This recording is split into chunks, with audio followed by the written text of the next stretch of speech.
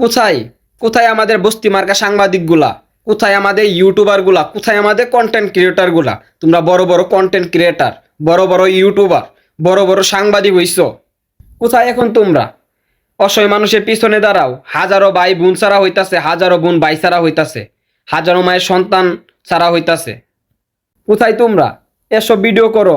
এখন এখন এসব ভিডিও করে নিজেকে সাংবাদিক দাবি করো, তাহলে তোমরা সাংবাদিক? ও তোমরা এখন এসব করবা কেমনে? তোমাদের রুলসে তো এসব নাই।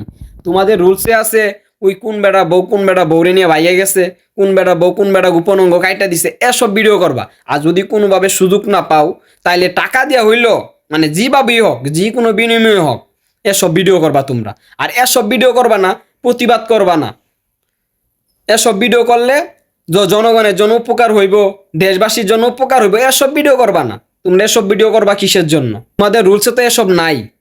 হাইরে আমাদের বাংলাদেশের সাংবাদিক, যদি শরীরে রক্ত মাংস করা শরীর থাকে, যদি কোনো মায়ের সন্তান হয়ে থাকস, তাইলে এসব ভিডিও কর।